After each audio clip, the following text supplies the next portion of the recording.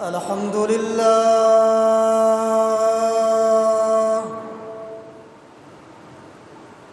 الحمد لله وكفى وسلام على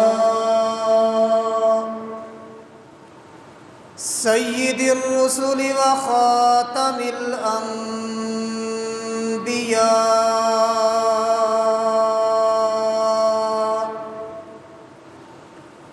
صلى الله تعالى عليه وعلى آله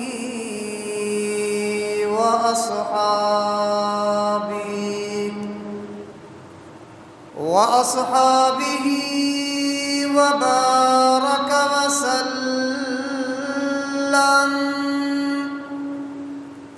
وبارك وسلم تسليما كثيرا صلاة تكون للنجاة وسيلة ولعلو الدرجات كفيلا صلاة تحل بها العقد وتفرج بها الكرب صلاة تكون لك رضاء ولحقه أداء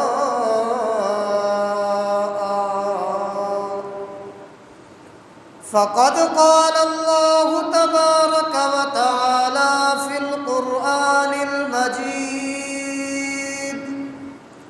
والفرقان الحميد أعوذ بالله من الشيطان الرجيم بسم الله الرحمن الرحيم محمد رسول الله والذين معه أشداء على الكفار رحماء بينهم تراهم ركعا سجدا يبتغون فضلا من الله ورضوانا سيماهم في وجوههم من أثر السجود ذلك مثلهم في التوراة ومثلهم في الإنجيل قال النبي صلى الله عليه وسلم كنت نبيا وآدم بين الماء والطين قال النبي صلى الله عليه وسلم إن الله اصطفى من ولد إبراهيم إسماعيل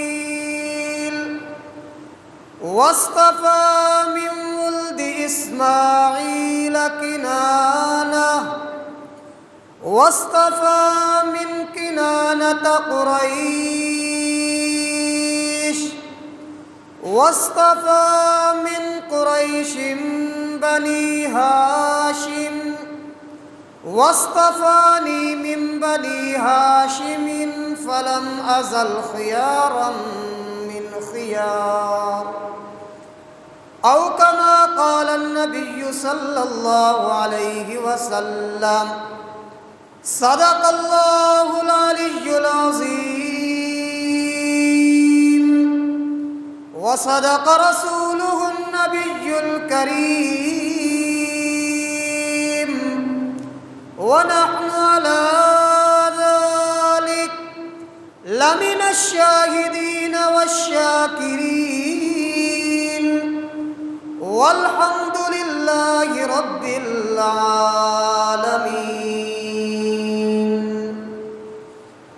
إن التيار الصبا يوما إلى أرض الحرم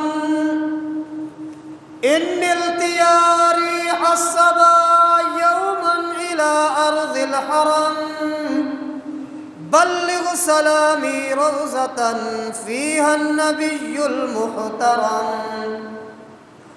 ما إن مدحت محمدا بمقالتي لكن مدحت مقالتي بمحمدی.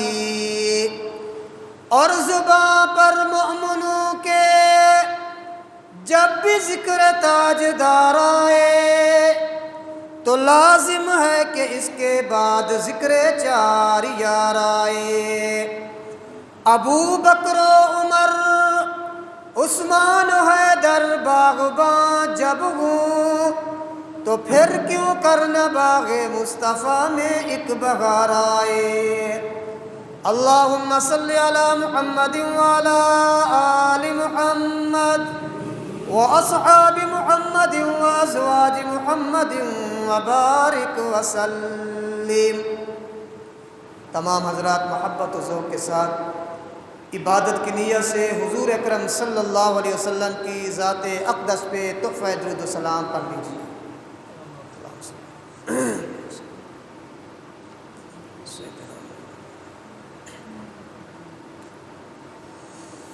اللہ تبارک و تعالیٰ کی بے انتہا حمد و توصیف، سرور کائنات مفخر موجودات رحمت للعالمین مراد للمشتاقین امام الانبیاء والمرسلین حبیب کبریا احمد مجتبی حضرت محمد الرسول اللہ صلی اللہ علیہ وسلم کی ذات اقدس پہ تحفہ درود و سلام پڑھنے اور بھیجنے کے بعد، محترم دوستوں، بزرگوں، مکرم نوجوان ساتھیوں، قابل صد تعظیم و صد اکرام میری محترمہ موقرہ اور مؤدبہ اسلامی مائیوں اور بہنوں، قرآن مجید فرقان حمید میں سے ایک آیت کریمہ تلاوت کی اور حضور اکرم صلی اللہ علیہ وسلم کے فرامین طیبہ میں سے بھی چند احادیث مبارکہ پڑھی.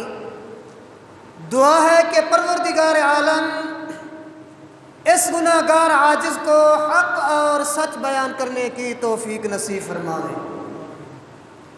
میرے عرض کرنے کے بعد، آپ حضرات کے سننے کے بعد، اللہ میاں ہم سب کو مل جل کر قرآن پر، حضور اکرم صلی اللہ علیہ وسلم کے فرمان پر عمل کرنے کی توفیق نصیب فرمائے. محترم سامعین، ماہ ربیع الاول جس کا تقریباً آج پہلا عشرہ مکمل ہونے کو ہے، اسی ماہ مقدس کے اندر اللہ تبارک و تعالی نے اپنی مخلوق پر کرم نوازی فرمائی کہ اپنے آخری پیغمبر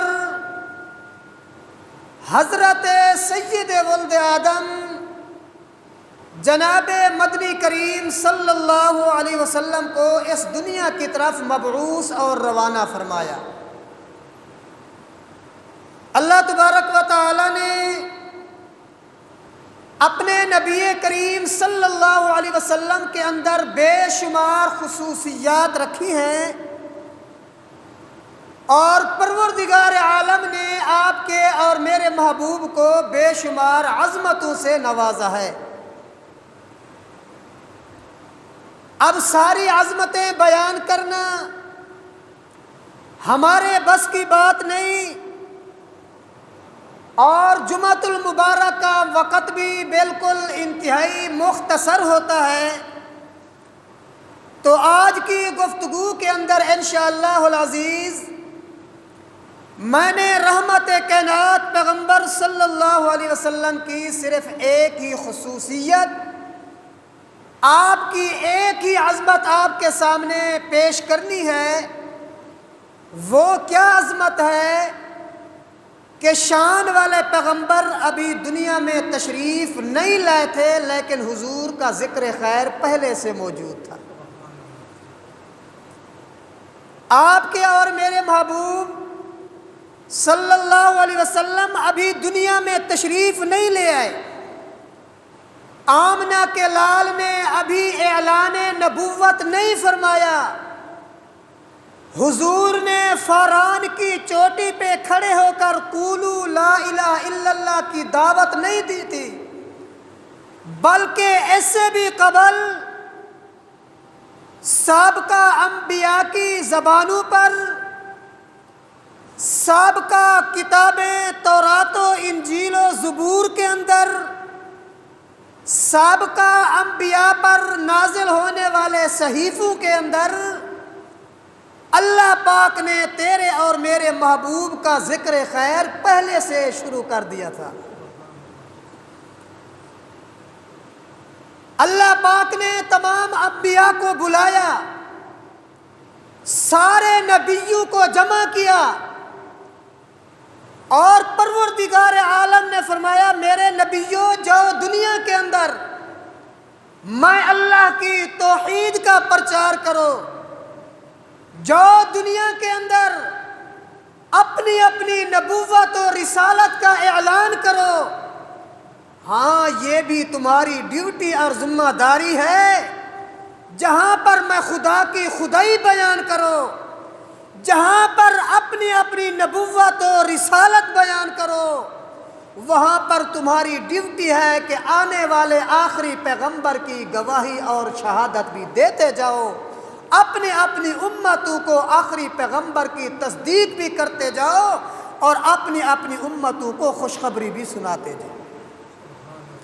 تو جہاں پر انبیاء نے سابقہ نبیوں نے اللہ کی توحید کا اعلان برملا کیا، اپنی اپنی نبوت و رسالت کا اعلان کیا، اس کے ساتھ ساتھ کہتے گئے ثم جاءکم رسول مصدق، لوگوں ہم تو دنیا میں آ چکے ہیں مگر ایک آنے والا رسول مصدق آئے گا، ایک تصدیق کرنے والا رسول آئے گا، ہماری کتابوں کی تصدیق کرے گا، انبیاء کی نبوت و رسالت کی تائید و تصدیق کرے گا۔ اللہ پاک نے ہم نبیوں سے وعدہ لیا جب وہ نبی تمہارے اندر آ جائے، تمہارے ہوتے ہوئے اس پیغمبر کی بعثت ہو جائے، لَتُؤْمِنُنَّ بِهِ وَلَتَنْصُرُنَّ، اس نبی کا کلمہ پڑھنا بھی تمہارے لیے ضروری ہے، اور اس نبی کی نصرت و مدد کرنا بھی تمہارے لیے ضروری ہے۔ اب سارے انبیاء نے یہی کہا، اپنی اپنی نبوت و رسالت بھی بتاتے گئے، اور آخر کے اندر یہی کہتے میاں ہم تو دنیا میں آ چکے لیکن ایک عظیم شخصیت آنے والی ہے، ایک عظیم ہستی آنے والی ہے۔ جناب آدم کا واقعہ بڑا مشہور ہے، آپ نے کئی مرتبہ سنا ہوگا۔ حضرت آدم سے جب ایک نامناسب کام ہو گیا، ایک نامناسب فعل ہو گیا، علامہ ابن کثیر قصص الانبیاء کے اندر لکھتے ہیں، شاہ عبدالعزیز محدث دہلوی رحمۃ اللہ علیہ تفسیر عزیزی کے اندر لکھتے ہیں، جناب آدم سے ایک نامناسب کام اور فعل ہوا، درخت والا، درخت کا پتا کھایا تھا، واقعہ بڑا لمبا۔ اب جب نامناسب کام ہوا، اب بارگاہ الہی کے اندر دست بدعا ہیں، گریہ اور ان کی ساری اور عاجزی کرتے ہیں، اللہ میرے سے نامناسب کام ہو گیا، مہربانی فرما مجھے معافی عطا فرما۔ علماء کرام لکھتے ہیں چلتے چلتے ایک دن جناب آدم کہتے ہیں اللہ میں تجھے اس نبی، اس محمد عربی صلی اللہ علیہ وسلم کا واسطہ دیتا ہوں جس کے لیے تو نے ساری کائنات بنائی ہے، تجھے اس محمد کی عظمت کا واسطہ، میرا گناہ اور میری غلطی کو دور فرما۔ ساتھ بیٹا شیس بیٹھا ہوا ہے، آدم کے بیٹے بیٹھے ہوئے ہیں۔ حضرت شیس پوچھتے ہیں بابا آدم، ابو جی یہ محمد بتلائیں تو صحیح ہے کون جس کا نام آپ اپنی التجاؤ میں لیتے ہیں؟ جن کا نام آپ اپنی دعاؤں میں لیتے ہیں، ہر وقت جن کو آپ یاد کرتے ہیں، ذرا تعارف تو کریں یہ محمد ہے کون؟ جناب آدم نے کیا تعارف کرایا؟ کہتے ہیں بیٹا شیس، میں جنت کے اندر رہ کر آیا ہوں، میں جنت کا نظارہ کر کے آیا ہوں، میں جنت میں ٹائم اور وقت گزار کے آیا ہوں۔ بیٹا کیا پوچھتے ہو؟ میں جنت کے محلات کو دیکھ کر آیا ہوں، جنت کے اندر جس دروازے کو میں نے دیکھا، جنت میں جس محل کو میں نے دیکھا، جنت کے اندر جس لالٹین اور فانوس کو میں نے دیکھا، حتیٰ کہ جنت کے اندر درختوں کو دیکھا، درختوں کی ٹہنیوں کو دیکھا، درختوں کے پتوں کو دیکھا۔ بیٹا کیا پوچھتے ہو؟ صلاۃ اللہ کلام اللہ، جہاں دیکھا تو یہ دیکھا، اگر لکھا اللہ دیکھا، محمد بھی لکھا دیکھا۔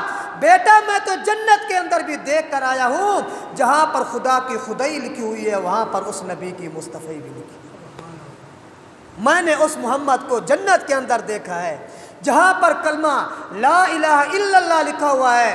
بیٹا دوسری جز آدم صفی اللہ نہیں ہے، نوح نجی اللہ نہیں ہے، ابراہیم خلیل اللہ بھی نہیں ہے، اسماعیل ذبیح اللہ، عیسیٰ روح اللہ، موسیٰ کلیم اللہ، کسی پیغمبر کا نام نہیں ہے۔ بلکہ جہاں بھی میں نے دیکھا جنت میں پہلی جز ہے لا الہ الا اللہ، آگے لکھا ہوا ہے محمد الرسول اللہ۔ بیٹا میں وہاں سے ان کو جانتا ہوں۔ علماء لکھتے ہیں جب جناب آدم نے حضور کا اپنی دعاؤں میں تذکرہ کیا اور اللہ پاک کو واسطہ اور وسیلہ محبوب کا دیا، اللہ پاک نے فرمایا جاؤ آدم ہم نے تمہاری ساری غلطیاں معاف کر۔ حضرات علماء کرام لکھتے ہیں حضرت آدم علیہ السلام کے بعد چلیں ذرا آگے چلیں، جناب ابراہیم علیہ السلام کا واقعہ۔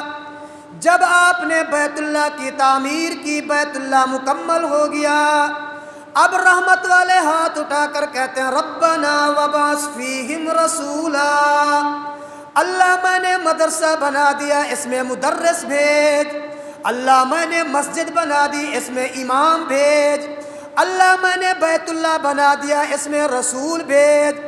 حضرت ابراہیم نے دعا مانگی، اللہ پاک نے دعا قبول کر دی۔ جناب محمد عربی صلی اللہ علیہ وسلم کی شکل کے اندر اس مدرسے کا مدرس آ گیا، اس مسجد کا امام و خطیب آ گیا، اس بیت اللہ کا متولی اور بیت اللہ کا رسول آ گیا۔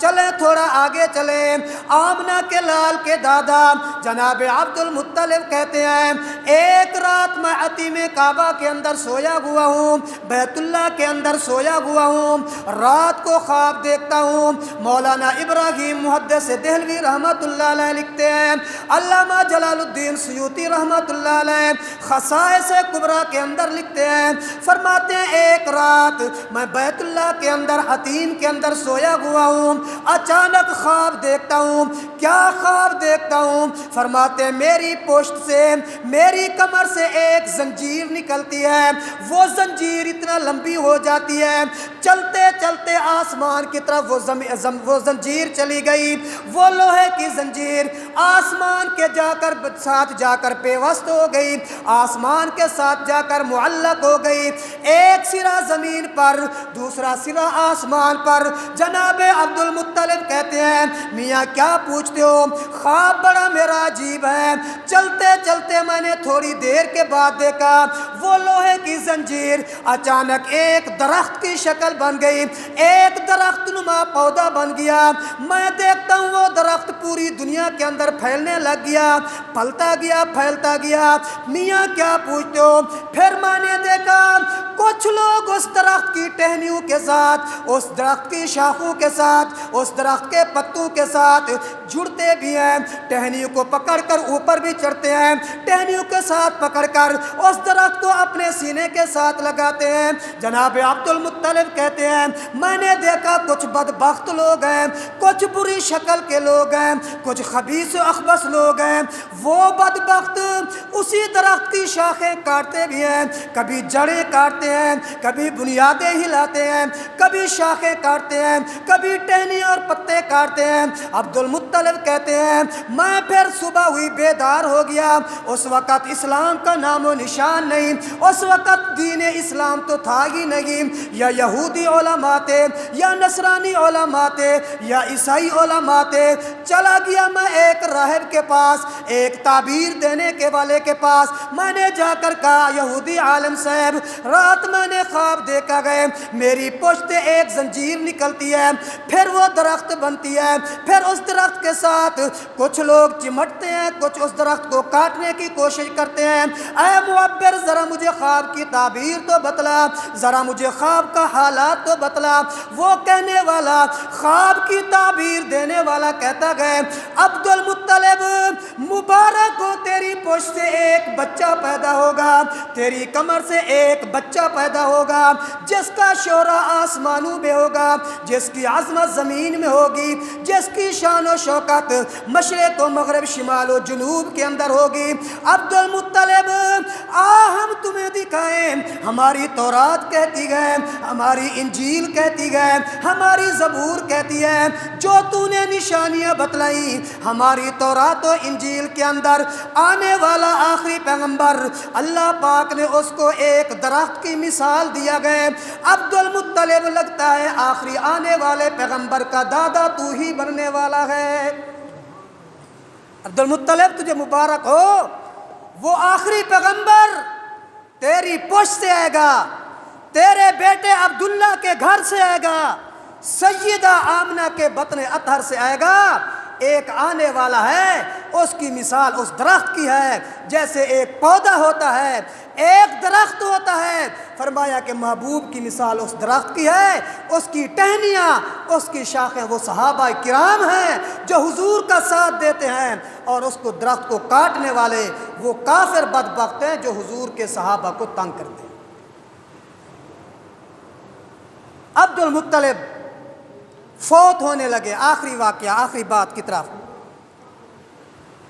جب فوت ہونے لگے تو آپ نے امام الانبیاء سرکار دو عالم صلی اللہ علیہ وسلم معصوم ہے، 12 سال کی عمر تھی، آپ نے حضور صلی اللہ علیہ وسلم کو اپنے بیٹے ابو طالب کے پاس لے گئے اور کہنے لگے ابو طالب ذرا اپنے بھتیجے کا، میرے پوتے کا، میرے بیٹے کا خیال کرنا، بڑے ارمانوں سے ملا ہے، باپ پہلے بھی دنیا سے چلا گیا، والدہ بھی چلی گئی، اب میرا بھی آخری وقت آنے والا ہے، ابو طالب مہربانی کرنا اپنے اس بھتیجے کا اور میرے پوتے کا، اپنا بیٹا ہی سمجھ لے، اس کا تھوڑا خیال کرنا۔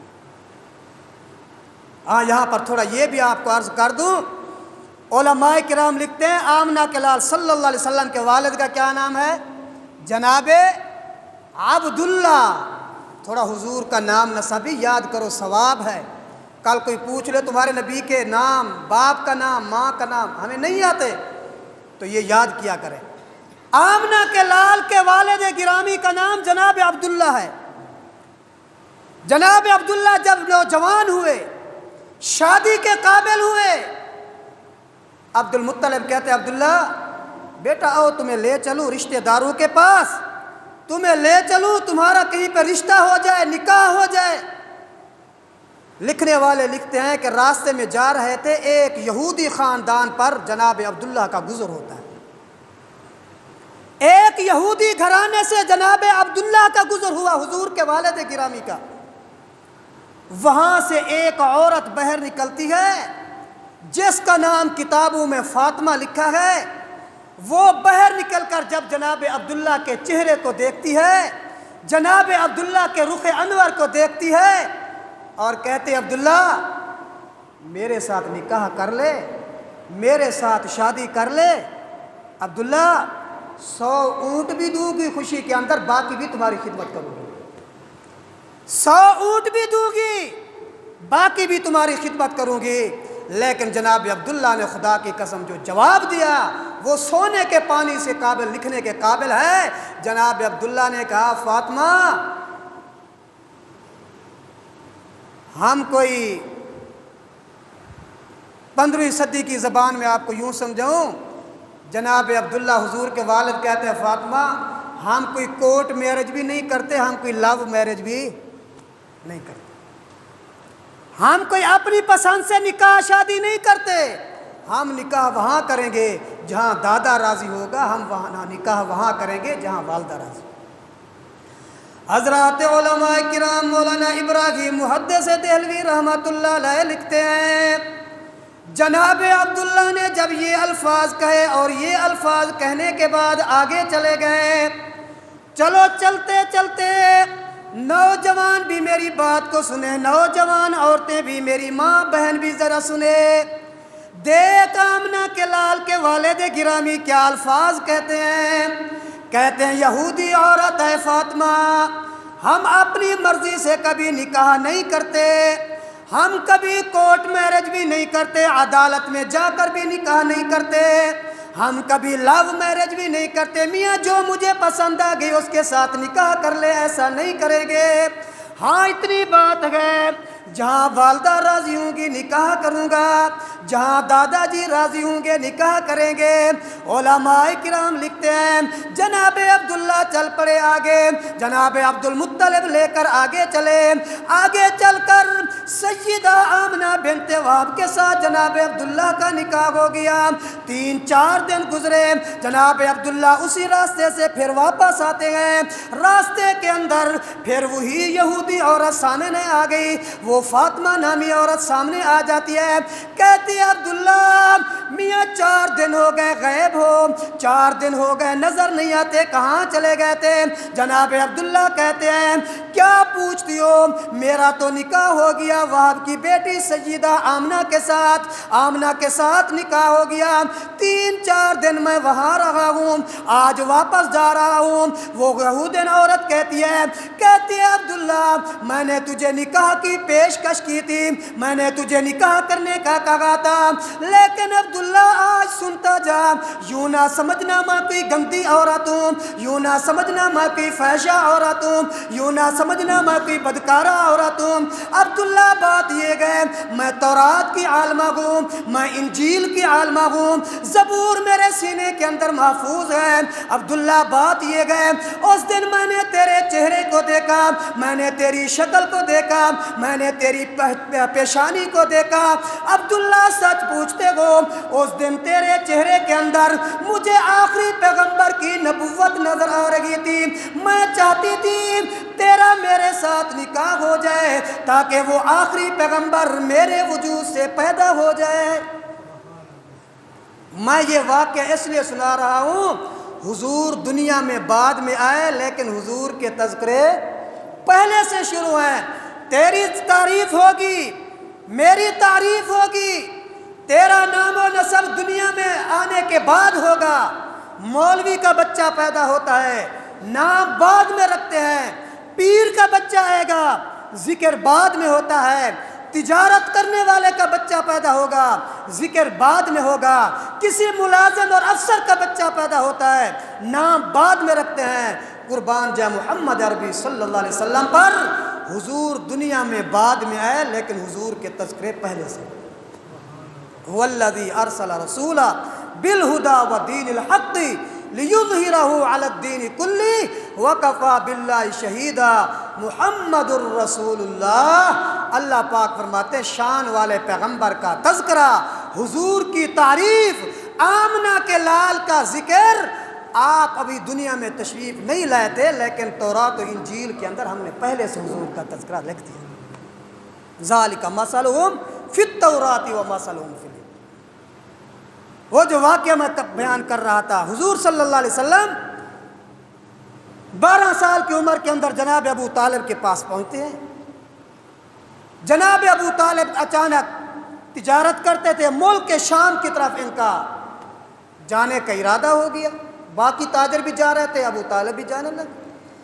جب جانے لگے خصائص کبریٰ والے بزرگ لکھتے ہیں جناب ابو طالب نے حضور صلی اللہ علیہ وسلم سے کہا کہ بیٹا، بھتیجا، بات یہ ہے کہ سفر بڑا لمبا ہے، آپ میرے ساتھ نہیں چل سکیں گے، میری گزارش یہی ہے کہ آپ یہیں رہ جائیں، انشاءاللہ میں جلدی واپس آؤں گا، تجارت کر کے کام کر کے جلدی واپس آؤں۔ حضور صلی اللہ علیہ وسلم، جی چاچا جی ٹھیک، آپ جائیں میں یہاں رہوں گا۔ ابو طالب کہتے ہیں جب میں تھوڑی دیر چلا مجھے کانوں میں یوں آواز محسوس ہوئی کہ جیسے کوئی بچہ رو رہا ہو، جیسے کوئی بچہ سسکیاں بھر رہا ہو، آہیں نکال رہا ہو۔ ابو طالب کہتے ہیں میں نے جب موڑ کر دیکھتا ہوں تو حضور صلی اللہ علیہ وسلم کی آنکھوں میں آنسو ہیں اور رو رہے ہیں۔ ابو طالب کہتے ہیں میرے پاؤں سے زمین نکل گئی، میرے دل پہ چوٹ لگی، جلدی جلدی حضور کو اپنے سینے کے ساتھ لگاتا ہوں اور کہتا ہوں بیٹا بھتیجا میرے ساتھ جانا چاہتے ہو؟ آمنہ کے لال کی آنکھوں میں آنسو ہیں، فرمانے لگے چاچا جی آج مجھے پتہ چلتا ہے میں یتیم ہو گیا ہوں، وگرنہ جب تک دادا عبد المطلب کے ساتھ ہوتا تھا کبھی انہوں نے مجھے باپ کی جدائی کا صدمہ نہیں دیا تھا۔ آج مجھے پتہ لگتا ہے جب آپ مجھے چھوڑ کے جا رہے ہیں مجھے لگتا ہے کہ میں یتیم ہو چکا ہوں۔ حضرات علماء کرام لکھتے ہیں جناب عبد المطلب کہتے ہیں بیٹا ساتھ چل۔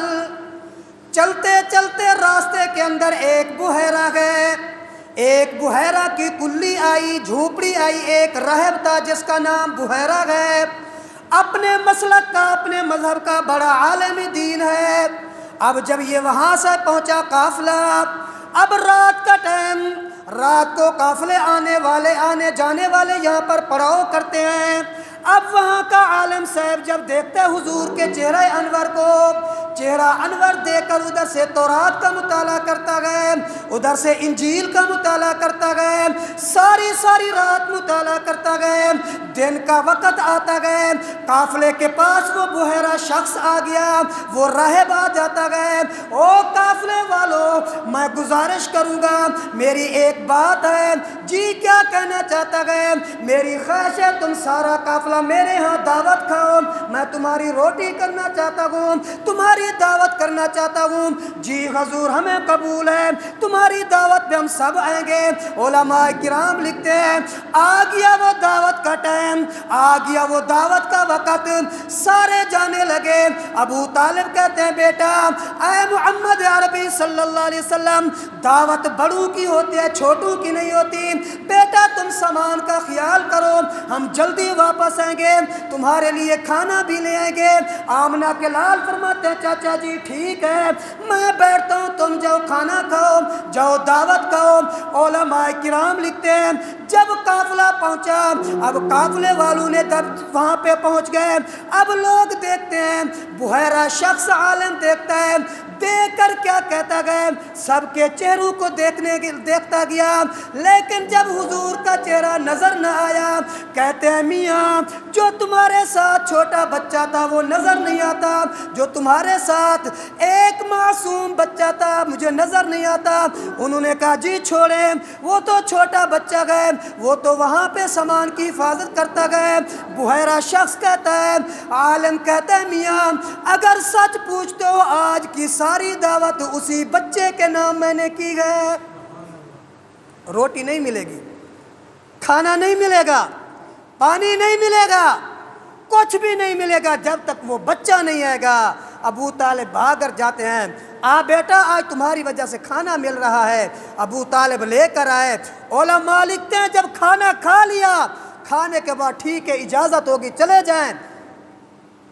عالم وہ بحیرہ نامی شخص ابو طالب کو اور تیرے اور میرے محبوب صلی اللہ علیہ وسلم کو اپنی جھوپڑی کے اندر لے گیا، اپنے اس کلی اور کمرے کے اندر لے گیا۔ جب اندر لے گیا پوچھتا ہے ابو طالب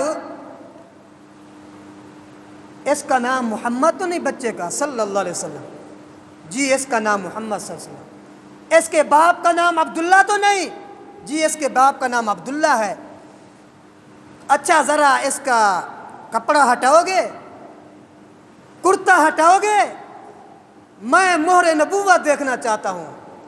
اس نے کپڑا ہٹایا، مہر نبوت پہ نظر پڑی تو بوسہ لے لیا۔ سبحان اللہ۔ جب بوسہ لیا، بوسہ لینے کے بعد کہتے ابو طالب سچ بتا تو اس کا والد ہے؟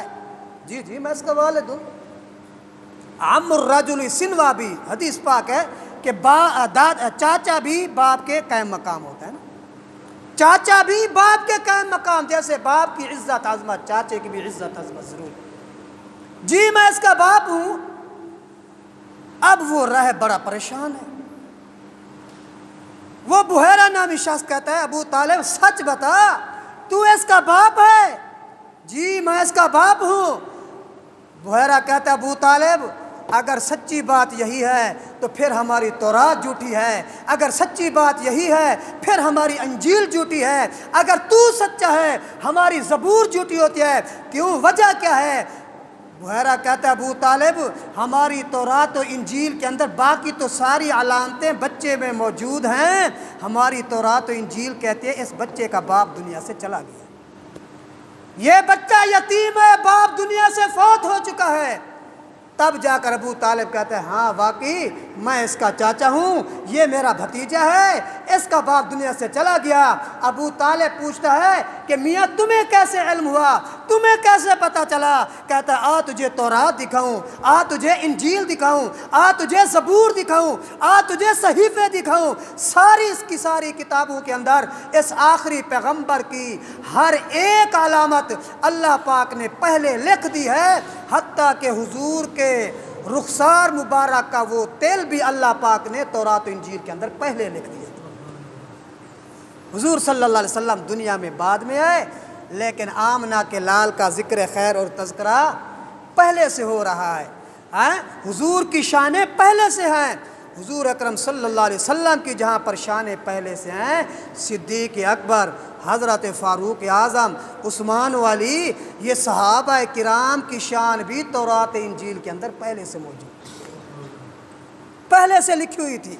ذالک مثلہم، ہم جمع کا صیغہ ہے، اگر صرف حضور کا تذکرہ ہوتا تو معنی لفظ کیا ہوتا؟ ذالک مثلہ، ذالک مثلہ فی التوراۃ و مثلہ فی الانجیل۔ ہم نے نبی کی تذکرے تورات و انجیل میں کیے، لیکن فرمایا ذالک مثلہم فی التوراۃ و مثلہم فی الانجیل، فرمایا کہ ہم نے حضور کے تذکرے بھی پہلے کیے ہیں، حضور کے یاروں کے تذکرے بھی پہلے کیے۔ صدیق اکبر کا ایک واقعہ، حضرت صدیق اکبر فرماتے ہیں کہ میں مکہ مکرمہ سے ملک شام کی طرف تجارت کی غرض سے گیا، راستے کے اندر میں ایک جگہ رات کو آرام کرتا ہوں، میں خواب دیکھتا ہوں کہ مکہ مکرمہ سے ایک چاند طلوع ہوتا ہے، مکہ مکرمہ سے ایک چاند نکلتا ہے، وہ چاند میری گود میں آتا ہے اور میری گود سے اٹھ کر نکل کر وہ مدینہ طیبہ میں جا کر غروب ہو جاتا ہے۔ اور اسی طرح کا خواب حضرت خدیجہ الکبریٰ صلوات اللہ علیہا انہوں نے بھی دیکھا تھا کہ مکہ مکرمہ سے چاند نکلا، میری گود میں آیا، میری گود سے نکل کر پھر مدینہ طیبہ میں جا کر غروب ہوا۔ صدیق اکبر فرماتے جب میں نے یہ چاند دیکھا تو خواب دیکھا، اس کے بعد اس وقت یہودی علماء تھے، یہی صحیح تھے، میں ایک یہودی عالم کے پاس چلا گیا، میاں میں نے رات خواب دیکھا ہے، مجھے ذرا اس کی تعبیر بتلاؤ کہ مکہ مکرمہ سے چاند نکلا، میری گود میں آیا، پھر مدینہ میں غروب ہوا، ذرا اس کی تعبیر تو بتلاؤ کہ اس کی کیا وجہ ہو سکتی ہے۔ تعبیر دینے والا عالم پوچھتا ہے، یوں دیکھتا بھی ہے، کہتا ہے کہ تمہارا نام ابو بکر تو نہیں؟ سبحان اللہ، تمہارا نام ابو بکر تو نہیں؟ جی میرا نام ابو بکر ہے۔ اچھا تمہارے باپ کا نام ابو قحافہ تو نہیں؟ جی میرے باپ کا نام ابو قحافہ ہے۔ اچھا تم قریشی تو نہیں؟ جی قوم کا قریشی ہوں۔ ام القریٰ مکہ مکرمہ کا رہنے والا تو نہیں؟ واقعی میں مکہ مکرمہ کا رہنے والا ہوں۔ تجارت کی غرض سے تو نہیں آیا؟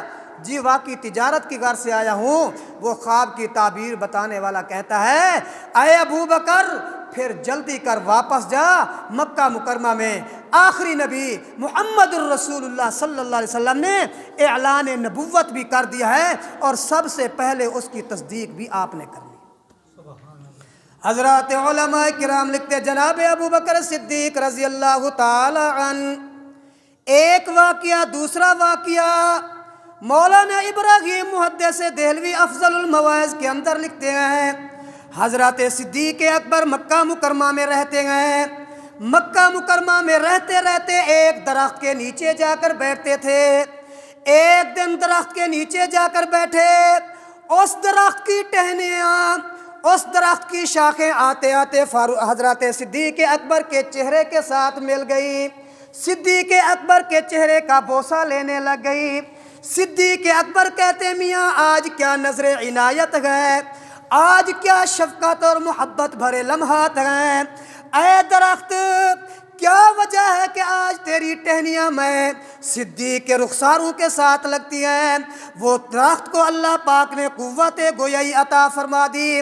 درخت سے آوازیں صدیق مبارک ہو، ایک آنے والا پیغمبر آنے والا ہے، جب وہ پیغمبر دنیا میں آئے گا، جب وہ نبی اپنی نبوت کا اعلان کرے گا، سب سے پہلے اس کی تصدیق آپ نے کرنی ہے۔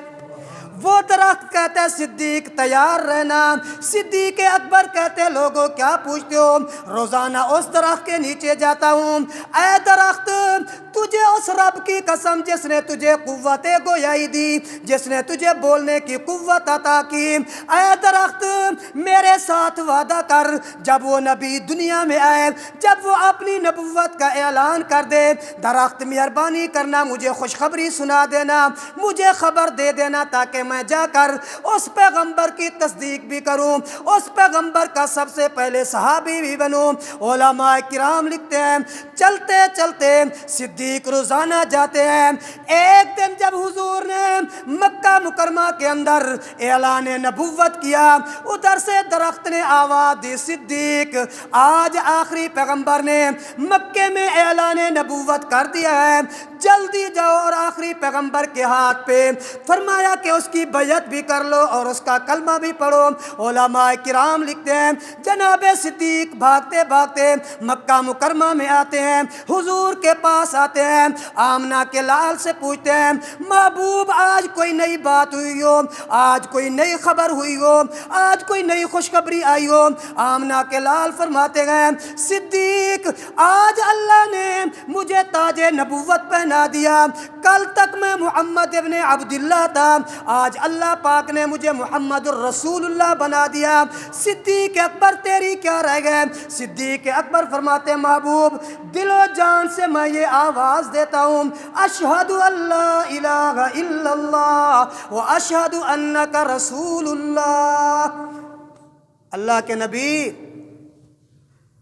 تصدیق بھی کرتا ہوں اور اعلان کرتا ہوں اشہد اللہ الہ الا اللہ و اشہد انک رسول اللہ۔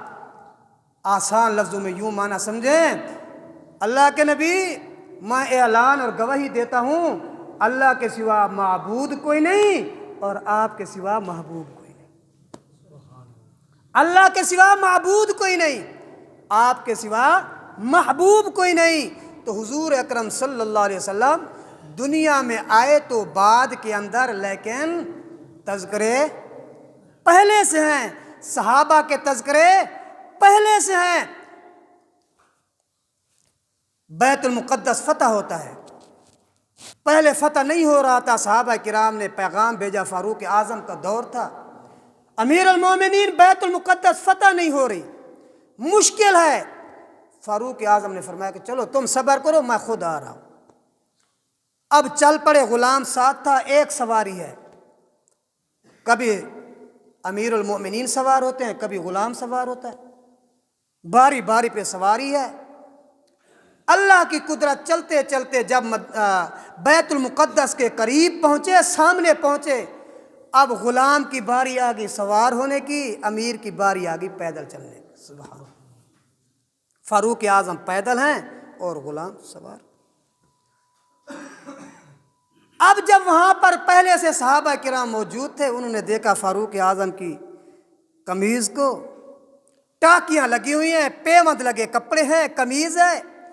صحابی کہتا ہے امیر المومنین یہ میرے والا کرتا لے لو، یہ تھوڑا نایا ہے، یہ تھوڑا صاف ستھرا ہے، یہ تھوڑا ٹھیک ہے، ٹاکیاں نہیں لگی ہوئی، یہ میرے والا کرتا لے لو۔ فاروق اعظم نے کیا کہا میاں اللہ پاک ظاہر کو نہیں دیکھتے، وہ تو باطن کو دیکھتے ہیں۔ حسن صورت چند روزہ، حسن سیرت مستقل، نئے سے خوش ہوتی ہیں آنکھیں، پرانے سے خوش ہوتا ہے دل۔ میاں اللہ پاک تو باطن کو دیکھتے ہیں، اندر کو دیکھتے ہیں، ظاہری بناوٹ سجاوٹ کو اللہ پاک نہیں دیکھتے۔ پہنچ گئے۔ اب یہودی عیسائی بھی آ گئے، کسی کے ہاتھ میں تورات ہے، کسی کے ہاتھ میں انجیل ہے، کسی کے ہاتھ میں زبور ہے۔ ادھر سے کتاب کھولتے ہیں، ادھر کے فاروق اعظم کی شکل و صورت کو دیکھتے ہیں، کتاب کا مطالعہ کرتے ہیں، آپ کے چہرے کو دیکھتے ہیں، کتاب کا مطالعہ کرتے ہیں، آپ کے کپڑوں کو دیکھتے ہیں۔ یہ دیکھتے دیکھتے بالآخر کہتے ہیں مسلمانوں لڑنے کی ضرورت نہیں، جھگڑے کی ضرورت نہیں، یہ بیت المقدس کا چابیاں تم سنبھال، کوئی لڑائی جھگڑے کی ضرورت نہیں۔ پوچھنے والے پوچھتے ہیں میاں وجہ کیا ہے؟ تو انہوں نے کہا میاں بات یہ ہے ہماری تورات و انجیل کے اندر جس فاتح کی صفتیں اور علامتیں ہیں، جس فاتح نے بیت المقدس کو آ کر فتح کرنا تھا، وہ ساری کی ساری علامتیں فاروق اعظم کے اندر پائی جا رہی ہیں۔ ذالک مثلہم فی التوراۃ ومثلہم فی الانجیل۔ اس لیے کسی قسم کے کوئی لڑائی جھگڑے کرنے کی ضرورت نہیں ہے۔ بس جب فاتح آ گیا اب ہمیں پتہ ہے ہم لڑائی کریں تب بھی شکست ہوگی، ہم جھگڑا کریں تب بھی شکست ہوگی، اس سے بہتر ہے عزت بھی بچا لیں اور چابیاں آسانی کے ساتھ ان کے حوالے۔ تو حضور اکرم صلی اللہ علیہ وسلم دنیا میں بعد میں آئے، صحابہ کرام دنیا میں بعد میں آئے، لیکن تذکرہ اور ذکر خیر پہلے سے ہی موجود تھا۔ دعا ہے اللہ میاں ہم سب کو اس آنے والے پیغمبر جو دنیا میں تشریف لا چکے، اللہ پاک ہم سب کو اس نبی کریم صلی اللہ علیہ وسلم کی سیرت طیبہ کی اتباع کرنے کی توفیق نصیب فرمائے۔ اللہ ہم سب کو حضور صلی اللہ علیہ وسلم کی سیرت صورت اپنانے کی توفیق نصیب فرمائے۔ وآخر دعوانا الحمدللہ۔